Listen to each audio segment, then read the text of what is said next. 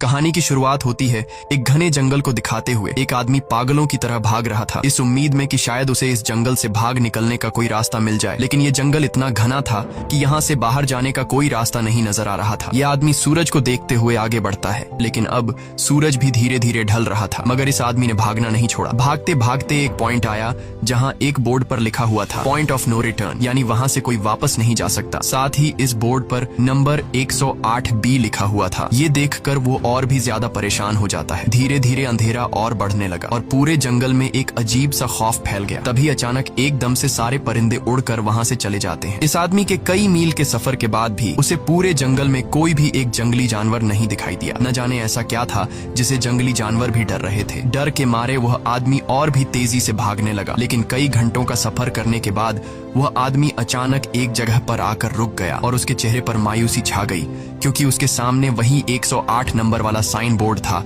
जिस पर लिखा हुआ था पॉइंट ऑफ नो रिटर्न। अब आदमी को समझ आया कि चाहे मैं जितना भी भागूं पर इस जंगल से निकल नहीं सकता, इसलिए अब वो वहां छुपने की जगह ढूंढने लगा। लेकिन वहां उसे छुपने के लिए कोई सेफ जगह नहीं मिली, इसीलिए अब वो पेड़ के ऊपर चढ़ जाता है। पर तभी उस पेड़ की टहनी टूट गई, जिससे वो आदमी काफी ऊंचाई से नीचे जमीन पर आ गिरा। पेड़ से गिरने के बाद वो बहुत ज्यादा जख्मी हो चुका था। उसे काफी गहरी चोटें आई। इससे पहले कि वो बेहोश हो जाता तभी अचानक जमीन हिलने लगी और अजीब सी गुर्राने की आवाजें आने लगी। वो आवाजें सुनकर आदमी के गले में सांसें अटक गईं। तभी अचानक कोई उसे खींच कर ले गया। खींचने वाला कौन था ये नहीं दिखाया गया, लेकिन हमें उस आदमी की दर्द भरी चीखें सुनाई दी गई। इस इंसिडेंट के 6 दिन बाद हमें शहर में मीना नाम की एक लड़की को दिखाया जाता है जो एक बर्ड शॉप में काम करती है। तभी उसका बॉस आता है और मीना को एक गोल्डन पैरेट को शहर से दूर एक जू में डिलीवर करने का ऑर्डर देता है। मीना बॉस की बात को मानते हुए अब उस पैरेट को डिलीवर करने जाती है। मीना गाड़ी में बैठकर अपने मोबाइल में उस जू का लोकेशन सेट कर लेती है और अपने सफर पर निकल पड़ती है। शहर से बाहर निकलने के बाद वो एक बोर्ड पर बहुत सारे लोगों के मिसिंग फोटोज देखती है, यानी वहाँ पर कई सारे लोग गायब हो चुके थे। लेकिन मीना उन पर ज्यादा ध्यान नहीं देती और आगे बढ़ने लगती है। आगे बढ़ते दौरान मीना शॉर्टकट लेते हुए जंगल के रास्ते से गुजरती है ताकि वो जल्दी से इस पैरेट को जू तक डिलीवर कर दें, और वो पहुंच गई जंगल के बीचों बीच। ये वही जगह है जहाँ हम पहले एक आदमी को गायब होते देख चुके हैं। वहाँ आकर मीना बुरी तरह से फंस चुकी थी। वो अपने मोबाइल पर मैप देखती है, लेकिन वहाँ मोबाइल के सिग्नल नहीं आ रहे थे और उसके कार का रेडियो भी काम नहीं कर रहा था। मीना अब वहाँ से वापस निकलने लगी, लेकिन अब उसे वहाँ से बाहर निकलने का रास्ता समझ नहीं आ रहा था। थोड़ी देर बाद मीना की गाड़ी भी खराब हो गई। मीना गाड़ी से बाहर निकलती है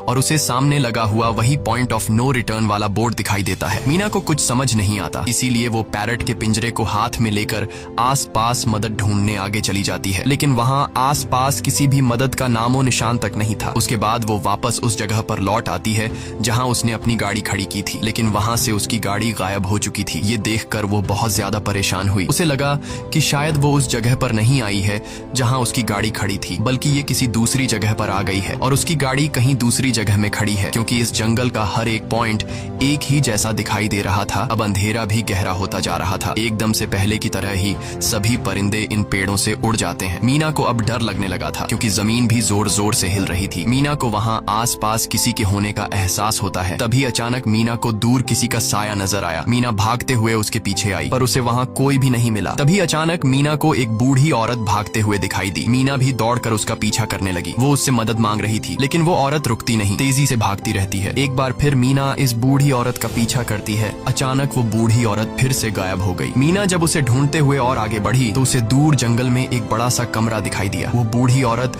उस कमरे के दरवाजे को खोलकर मीना से कहती है, अगर जिंदा रहना चाहती हो तो जल्दी से अंदर आओ। ये सुनते ही मीना बिना सोचे समझे दौड़ते हुए उस कमरे की तरफ गई। मीना के अंदर आते ही उसने गेट को लॉक कर दिया। मीना देखती है कि ये कोई अजीब सा कमरा है जिसमें एक बहुत बड़ा सा मिरर लगा हुआ था। उस बूढ़ी औरत के साथ यहाँ 2 और लोग भी थे। मीना घबरा कर उन लोगों से पूछती है, ये कौन सी जगह है? इस पर उस बूढ़ी औरत ने जवाब दिया कि इस जगह को हम दी कोब कहते हैं। मेरा नाम है मैडलिन, ये लड़की है कियारा और इस लड़के का नाम है डेनियल। बूढ़ी औरत मीना से कहती है कि अभी बातचीत का वक्त नहीं है, तुम जल्दी से हमारे साथ मिरर के सामने खड़ी हो जाओ, क्योंकि कोई हमें देखने आने वाला है। मीना पूछती है, आखिर हमें कौन देखने आ रहा है? तो वो बूढ़ी औरत उससे कोई जवाब नहीं देती। एकदम बाहर से अजीब सी आवाजें आने लगी। मीना डर के मारे पूछती है कि ये आवाज किस चीज की है? तो कियारा मीना को बताती है कि इन्हें हम वॉचर्स कहते हैं। वे शीशे के दूसरे ओर से हमें देख रहे हैं, पर हम उन्हें नहीं देख सकते। वे हर रात सूरज ढलने के बाद यहाँ आते हैं और हमें देखते रहते हैं जब तक सुबह का सूरज नहीं निकल आता। तभी शीशे के दूसरी तरफ से शोर आने लगा। मीना पूछती है, ये शोर कैसा है? उस बूढ़ी औरत ने बताया कि वॉचर्स तुम्हारे आने से खुश हैं, तुम्हें यहाँ देखकर तालियां बजा रहे हैं। मीना बुरी तरह से कंफ्यूज थी, वो जल्द से जल्द यहाँ से निकलना चाहती थी। मैडलिन जिन्हें वॉचर्स कह रही थी, न तो अब तक मीना ने उन्हें देखा और न ही किसी और ने देखा था। रात गुजर जाती है, सुबह होने पर ये लोग उस जगह से बाहर निकल आते हैं। मैडलिन बताती है कि वे वॉचर्स सिर्फ रात में ही बाहर निकलते हैं, दिन के वक्त हम लोग जंगल में आजाद घूम सकते हैं। मीना रात भर यही सोच रही थी कि कब सुबह होगी और जल्दी से मैं इस जंगल से बाहर निकल जाऊं, इसीलिए वह फौरन जंगल से बाहर निकलने का रास्ता ढूंढने लग जाती है। तब मैडलिन बाकी सबको उसे रोकने से मना कर देती है, जैसे कि वह जानती हो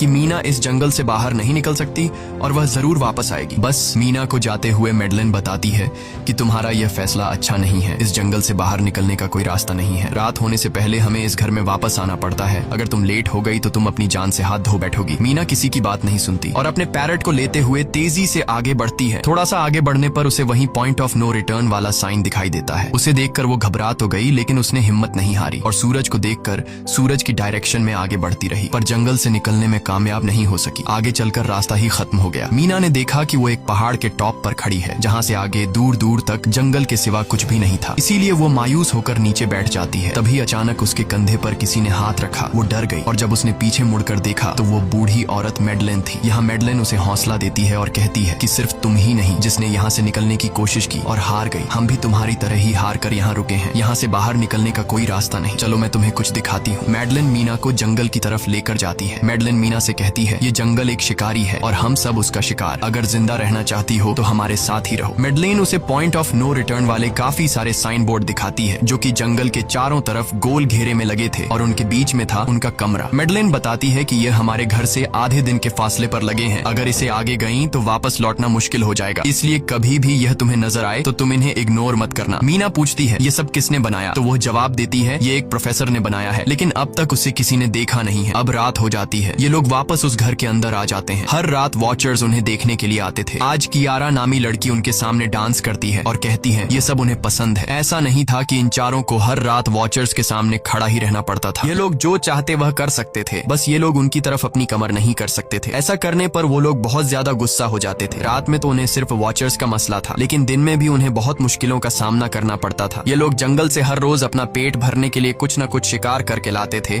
जिससे उनका गुजारा हो जाता। अगले दिन कियारा और मीना दोनों जंगल में शिकार करने जाती हैं। मीना कियारा से पूछती है कि आखिर ये वॉचर्स चाहते क्या हैं? कियारा बताती है, मुझे भी कुछ खास नहीं पता, लेकिन मैडलाइन कहती है कि ये वॉचर्स हमें देखते हैं, हमें ऑब्जर्व करते हैं, लेकिन अगर हमने वॉचर्स को देखा तो हम पागल हो जाएंगे, क्योंकि वॉचर्स बहुत ही खूंखार दिखते हैं। कियारा अब उसे एक गड्ढा दिखाती है और कहती है, ऐसे बहुत से गड्ढे इस जंगल में मौजूद हैं। दिन के वक्त सारे के सारे वॉचर्स उन गड्ढों में रहते हैं और रात में वो यहाँ से बाहर निकल आते। दिन के वक्त ये लोग इसलिए बाहर नहीं आ सकते क्योंकि सूरज की रोशनी उनकी स्किन जलाती है। कियारा मीना को बताती है कि वो 5 महीने पहले अपने पति के साथ इस जंगल में आई थी और तब से वो दोनों यहाँ फंसे हुए थे, पर आज से 6 दिन पहले मेरा पति जंगल में रास्ता ढूंढने निकला है। मुझे उम्मीद है कि वो जरूर वापस आएगा और हम सबको यहाँ से सेफली ले जाएगा। यहाँ हमें मालूम होता है कि असल में कियारा का हस्बैंड वही आदमी था जिससे हमने मूवी के स्टार्ट में देखा था, जिसे कोई यहाँ से खींच कर ले गया और अब वो मारा जा चुका है। इस तरह से बातें करते हुए ये दोनों कमरे के पास वापस लौट आए। यहाँ मैडलिन ने मीना को 3 रूल समझाती है जिंदा रहने के लिए। सबसे पहला ये कि वो रात के वक्त घर का दरवाजा नहीं खोलेगी, दूसरा रात में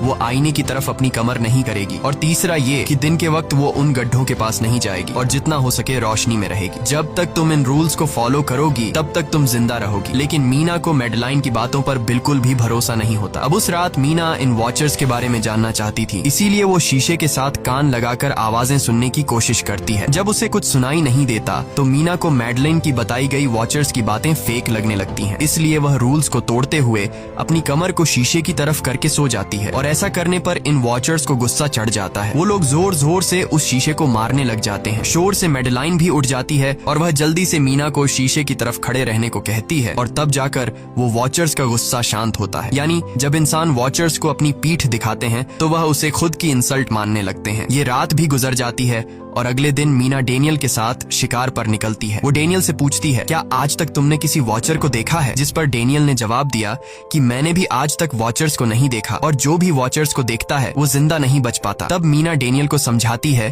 कि मुझे लगता है कि ये सब मैडलाइन की बनाई हुई कहानियां हैं जिसके अंदर वो हमें फंसा रही है। हमें जरूर उन गड्ढों को जाकर चेक करना चाहिए, शायद हमें यहाँ से बाहर जाने का कोई रास्ता मिल जाए। डेनियल भी यहाँ रहकर बहुत ज्यादा तंग हो चुका था और वो भी किसी तरह से रास्ता ढूंढकर इस जंगल से भाग निकलना चाहता था। इसलिए वो मीना की बात मान लेता है और वो दोनों गड्ढे के पास पहुंच जाते हैं। अब मीना अपने आप को रस्सी से बांधकर इस गड्ढे के अंदर उतरती है। रस्सी का दूसरा सिरा डेनियल ने पकड़ा हुआ था ताकि अगर मीना को कुछ भी हो वो जल्दी से मीना को बाहर की तरफ खींच ले। मीना नीचे गड्ढे में पहुंच जाती है जहां उसे बहुत सारा इंसानों का सामान मिलता है। मीना उस सामान को इकट्ठा कर लेती है। ये सारा सामान उन लोगों का था जो जंगल में वॉचर्स के शिकार हो चुके थे। डेनियल रस्सी के सहारे कैमरा, साइकिल और जरूरत का सारा सामान को बाहर ले आता है। मीना अब नीचे इंतजार करती है कि डेनियल कब रस्सी नीचे फेंकेगा और मैं ऊपर चली जाऊंगी। और इससे पहले कि मीना उस गड्ढे से बाहर निकल पाती, उसे गड्ढे के अंदर किसी के आने की हलचल सुनाई देती है। मीना जल्दी से डेनियल को रस्सी नीचे फेंकने की आवाज देने लगती है, लेकिन तभी मीना को पकड़ने के लिए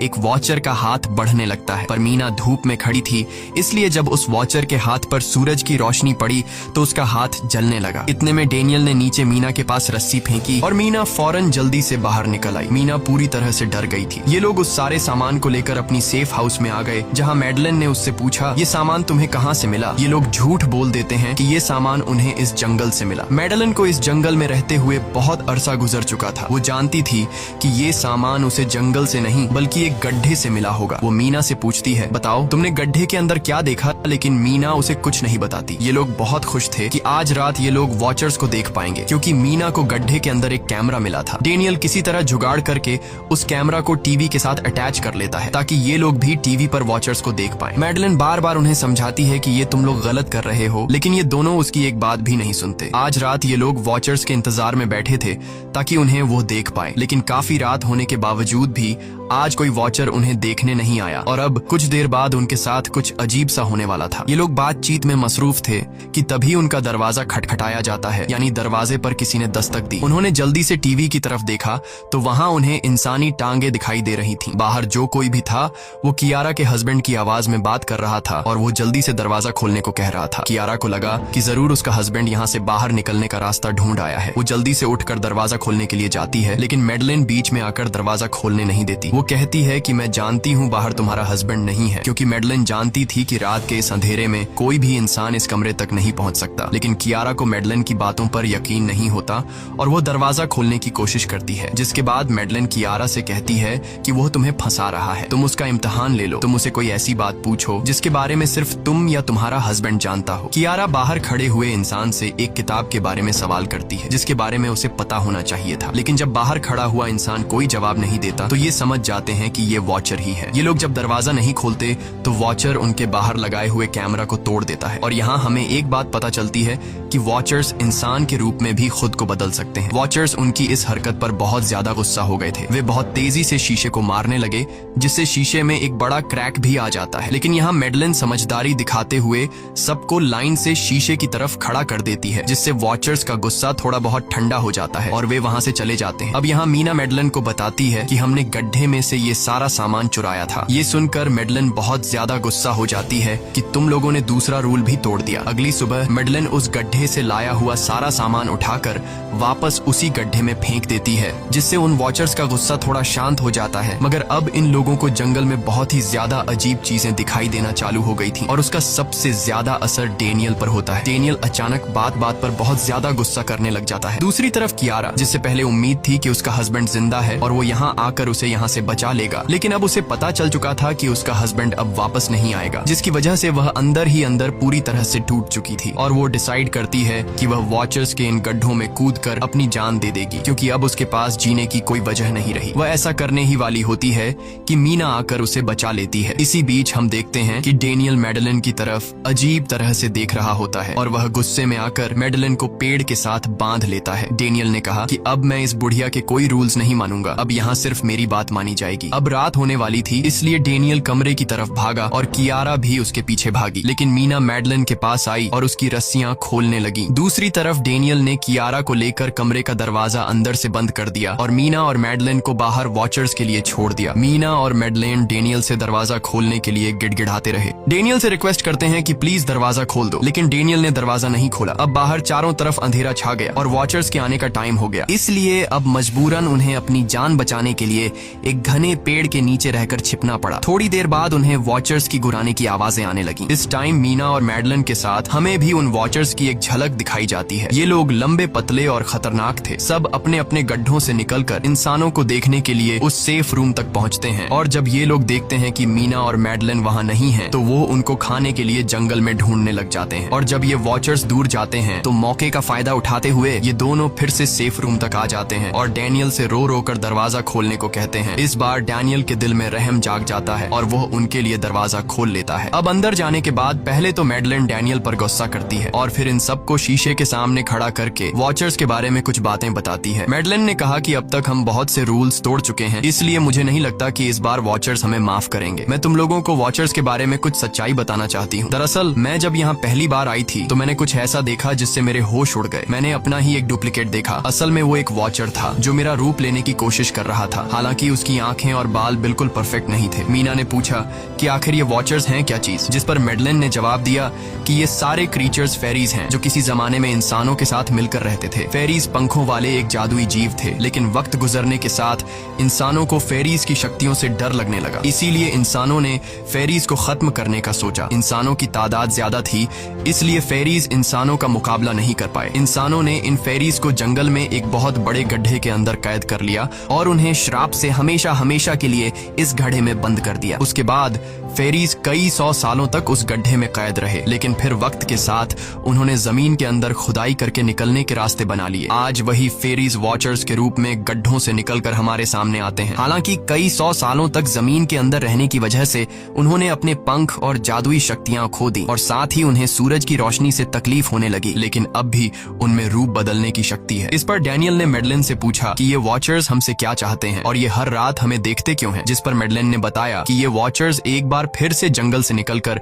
इंसानों के बीच रहना चाहते हैं, लेकिन अपने असली रूप में ये इंसानों के बीच नहीं रह सकते। इसीलिए उन्होंने हमें यहाँ रखा हुआ है ताकि हमें देखकर हमारा रूप ले सकें और हमसे आज के दौर के तौर तरीके सीखकर इंसानों के बीच रह सकें। मैडलिन ये सब बातें बता ही रही थी कि अचानक सभी वॉचर्स वापस लौट आए और जब वॉचर्स को पता चलता है कि मैडलिन और मीना वापस अपने कमरे में आ गए हैं तो वो सब गुस्से से भड़क उठे और दरवाजा तोड़ने की कोशिश करने लगे। इन चारों ने टेबल को खींचकर दरवाजे के सामने रख दिया ताकि दरवाजा वॉचर्स तोड़ न सके, लेकिन वॉचर्स की ताकत काफी ज्यादा थी और इन चारों को पता चल चुका था कि जल्द ही वॉचर्स अंदर आ जाएंगे और उन्हें मौत अपनी आंखों के सामने दिखाई दे रही थी। तभी उन्होंने देखा कि टेबल को घसीटकर दरवाजे तक ले जाने की वजह से कारपेट पलट गई है। जब उन्होंने कारपेट हटाया तो उन्हें नीचे एक बड़ा लोहे का गेट नजर आया। उन्होंने जल्दी से गेट खोला तो उन्हें पता लगा कि नीचे एक बहुत बड़ा बंकर है। ये लोग जल्दी से उस बंकर के अंदर घुस गए और ऊपर से लोहे का गेट बंद कर दिया। ये लोग इस बात को लेकर परेशान थे कि ये बंकर यहाँ पर मौजूद था और इन लोगों को पता भी नहीं चला। इस बंकर के नीचे बहुत फैसिलिटीज थी, हजारों दिन का खाना, एक कंप्यूटर और भी बहुत सारा जरूरत का सामान रखा था। मीना जानना चाहती थी कि आखिर ये जगह किसने बनाई, इसीलिए वो उस कंप्यूटर को ऑन कर लेती है। उस कंप्यूटर में बहुत सारा डेटा सेफ था जिसे खोलने पर उन्हें पता चलता है कि ये सारी जगह प्रोफेसर मार्टिन ने बनाई थी। असल में प्रोफेसर को इन क्रीचर्स के बारे में पता था। वो इन वॉचर्स पर रिसर्च करना चाहता था, इसीलिए उसने ये बंकर बनाया था। पैसों का लालच देकर वो दूसरे इंसानों को काम के लिए यहाँ लेकर आता था और रात के वक्त मजदूरों को ऊपर कमरे में छोड़कर खुद यहाँ आकर छुप जाता था और वो वॉचर्स फिर उन इंसानों को खा जाया करते थे। अगली वीडियो में डॉक्टर मार्टिन बताते हैं कि उनकी रिसर्च के दौरान उन्हें एक सबसे अलग फेरी मिली जो रोशनी में भी उन गड्ढों से बाहर आ सकती थी। डॉक्टर बताता है कि उस वॉचर ने एक बच्ची का बिल्कुल परफेक्ट रूप ले लिया था जिसे कोई पहचान नहीं सकता था। वो बहुत अच्छी थी, उसने डॉक्टर मार्टिन को मारा नहीं। डॉक्टर मार्टिन उसे यहाँ ले आया। तभी प्रोफेसर ने कैमरा को दूसरी तरफ मोड़ा। तब उन्होंने देखा कि प्रोफेसर ने उस छोटी सी बच्ची के रूप में आए वो क्रीचर को पिंजरे में कैद कर लिया है। पता नहीं डॉक्टर उसके साथ कौन सा एक्सपेरिमेंट करने वाला था। उस कंप्यूटर में बहुत सी वीडियोस थी और हर वीडियो में कुछ न कुछ बताया हुआ था। मीना बस ये जानना चाहती थी कि आखिर में क्या हुआ, इसीलिए वो सबसे आखिरी वीडियो प्ले करती है जिसमें वह देखती है कि प्रोफेसर खुद को और उस फेरी को मारने वाले हैं। मरने से पहले वह इस जंगल में फंसे हुए लोगों के लिए यहाँ से निकलने का रास्ता बता देता है और कहता है कि शाम में जिस डायरेक्शन में परिंदे भागते हैं उस डायरेक्शन में भागने से वे लोग इस जंगल से निकल सकते हैं। उसने इस रिकॉर्डिंग मैसेज में कहा था कि अगर कोई इस जंगल से निकलने में कामयाब हो गया तो यूनिवर्सिटी में जाकर मेरी सारी रिसर्च तबाह कर देना। मैंने यहाँ आकर बहुत बड़ी गलती कर दी। उसके बाद प्रोफेसर ऊपर चले गए और फिर 2 गोलियों की आवाज आई जिससे उन्हें समझ आया कि प्रोफेसर ने पहले उस फेरी को मारा और फिर खुद को गोली मार दी। आज रात ये चारों बहुत खुश थे क्योंकि उन्हें इस जंगल से जान छुड़ाने का रास्ता मिल गया था। अगली सुबह सभी लोग अब बंकर से बाहर निकलते हैं तो देखते हैं कि उनका सेफ हाउस उन वॉचर्स ने पूरी तरह तबाह कर दिया है और आज के दिन उन्हें लाजमी इस जंगल से निकलना होगा वरना ये लोग मारे जाएंगे क्योंकि रात को अब उनके पास छिपने के लिए कमरा भी नहीं बचा था। ये लोग अब यहाँ जंगल से निकलने के रास्ते में बढ़ने लगते हैं। वो परिंदे जिनके बारे में प्रोफेसर बता रहे थे वे तो शाम को उड़ने वाले थे, लेकिन उन्हें शाम होने से पहले जंगल से बाहर निकलना था। इसलिए मीना अपने पास मौजूद पैरट को आजाद कर देती है। जिस डायरेक्शन में वह उड़ता है उसी डायरेक्शन में ये लोग चलने लग जाते हैं। चलते हुए रास्ते में ही उन्हें एक कब्र मिली। मैडेलिन उस कब्र को देखकर बताती है कि एक वक्त था जब ये लोग इंसानों के साथ रहते थे, लेकिन इंसानों ने उनके साथ बहुत बुरा किया, धोखा किया और उन्हें यहाँ जंगलों में फंसाकर खुद चले गए। कई घंटे सफर करने के बाद ये लोग एक नदी के पास पहुंच गए। वहाँ उन्हें प्रोफेसर का एक बोट मिला, जिसको देखकर ये लोग बहुत खुश हुए। लेकिन उनकी खुशी अब कुछ ही देर की मेहमान थी, क्योंकि अब अंधेरा हो चुका था और वॉचर्स के आने का वक्त हो गया था। उससे पहले कि ये लोग डॉक्टर मार्टिन की बोट में बैठकर यहाँ से दूर चले जाते, तभी उन्हें पीछे से किसी की आवाज आई। जब उन्होंने पीछे मुड़कर देखा तो वो कियारा का हस्बैंड था, जो मदद के लिए चिल्ला रहा था। वो बहुत ही जख्मी हालत में था। बाकी सब बोट में बैठ चुके थे, इसलिए डेनियल अकेला उसकी मदद के लिए गया। डेनियल कियारा के हस्बैंड को खींचकर बोट की तरफ लाने लगा, लेकिन तभी ये लोग बोट से देखते हैं कि डेनियल जिसकी मदद करने गया वह कोई इंसान नहीं बल्कि एक वॉचर है, जिसने उनके सामने ही डेनियल का रूप ले लिया। वो लोग कुछ भी नहीं कर पा रहे थे। अब उस वॉचर ने डेनियल को मार दिया। उन्हें इस बात का पता था कि वॉचर्स इस नदी को पार नहीं कर सकते हैं और फाइनली ये लोग खुद इस नदी को पार करके शहर तक पहुंच जाते हैं। और कहानी में असल ट्विस्ट इसके बाद आया। शहर पहुंचने के बाद ये तीनों अलग अलग रास्तों पर चले गए और कुछ दिनों बाद अब मीना जल्दी से डॉक्टर मार्टिन के कहने के मुताबिक उनके यूनिवर्सिटी में उनका सारा डेटा खत्म करने के लिए आई। उससे पहले कि वह उनका रिसर्च डेटा डिलीट कर देती, तभी उससे वहाँ एक टेप रिकॉर्डर मिला और उस टेप रिकॉर्डर से मीना को एक नया राज मालूम हुआ। जब हजारों साल पहले इंसान और फेरीज एक साथ रहते थे तो तब उनकी शादी भी हुआ करती थी। इंसान और फेरी के मिलन से जो बच्चे पैदा होते थे उनमें इंसान और फेरी दोनों के गुण होते थे। उन्हें हाफलिंग्स कहा जाता था। उन हाफलिंग्स में एक खासियत थी कि वे रूप बदलने में इतने माहिर होते थे कि वे किसी मरे हुए इंसान का रूप भी बदल सकते थे। प्रोफेसर का मानना था कि जब इंसानों ने फेरीज को जंगल के अंदर गढ़ों में कैद कर लिया था, तब हाफलिंग इंसानों के बीच अपना रूप बदलकर चुपके से रहने लगे और वो आज भी किसी न किसी रूप में इंसानों के बीच मौजूद है। मीना जब प्रोफेसर के ऑफिस में आई और वहाँ पर जांचबीन करने लगी तो वहाँ उसके हाथ कुछ ऐसी तस्वीरें लगी जिसने उसके होश उड़ा दिए। उसने देखा कि तस्वीर में जो प्रोफेसर के साथ लेडी खड़ी है वो कोई और नहीं बल्कि मैडेलिन है और असल में मैडेलिन प्रोफेसर की वाइफ है। वो कंफ्यूज हो जाती है कि मैडेलिन ने उसे यह बातें क्यों नहीं बताई। इस भारी कंफ्यूजन को शेयर करने के लिए वो कियारा के पास आती है और उसे बताती है कि जिस मैडेलिन से हम जंगल में मिले थे वो असल में प्रोफेसर मार्टिन की वाइफ है, लेकिन उसने हमें यह सच्चाई इसलिए नहीं बताई क्योंकि वो खुद एक इंसान नहीं बल्कि एक रूप बदलने वाली फेरी थी। मैंने जब रिसर्च किया तो मुझे पता चला कि काफी साल पहले प्रोफेसर की वाइफ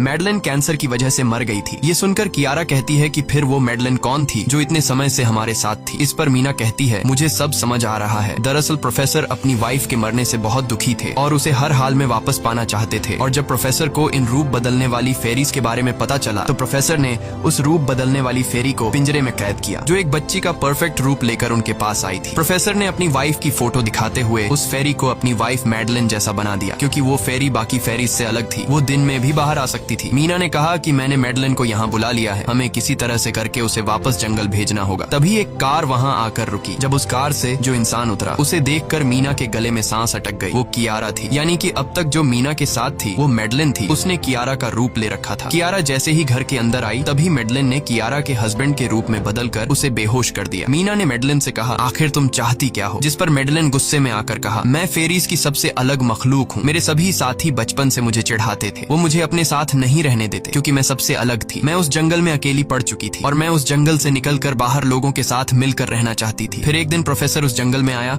उसने मुझे पिंजरे में कैद कर लिया। उसने मुझसे कहा कि अगर मैं उसकी वाइफ का रूप ले लूं तो वह मुझे जंगल से बाहर ले जाएगा। मैंने उसकी बात मान ली। प्रोफेसर ने मुझे मैडेलिन की सारी बातें सिखाई और बाद में उस धोखेबाज प्रोफेसर ने मुझे मारने की कोशिश की, लेकिन उससे पहले कि वो मुझे मार पाता मैंने उसे ही मार डाला। तुम इंसान कभी भी भरोसे के लायक नहीं थे और न ही रहोगे। अब तुम भी मेरी सच्चाई जान चुकी हो, इसलिए तुम्हें भी मरना होगा और तुम्हें मारने के बाद मैं तुम्हारे रूप में इंसानों के बीच रहूंगी। यह कहकर मैडेलिन ने मीना का रूप ले लिया और उसका गला दबाकर उसे मारने लगी। तब मीना ने मैडेलिन से कहा कि क्या प्रोफेसर ने तुमसे यह नहीं कहा कि तुम क्यों दिन में निकल सकती हो। असल में तुम हाइब्रिड हो, आधी इंसान और आधी फेरी, इसीलिए तुम इंसानों और फेरीज के बीच रह सकती हो। मुझे पता है कि दुनिया में अकेला रहना कैसा होता है, लेकिन तुम अकेली हाफलिंग नहीं हो। तुम्हारे जैसे और भी हाफलिंग्स हैं जो किसी न किसी रूप में इंसानों के बीच रह रहे हैं। इस सच्चाई का पता चलते ही मैडलिन का शरीर अचानक अपने असली रूप में आने लगा। देखते ही देखते उसके पंख निकल आए, जिसके बाद वो मीना को यहीं पर छोड़कर यहाँ से उड़ जाती है। इसके बाद कुछ हफ्तों के बाद का सीन दिखाया जाता है, जहाँ मीना अपनी सिस्टर के साथ रहने लगी है। उसने अपनी सिस्टर को बताया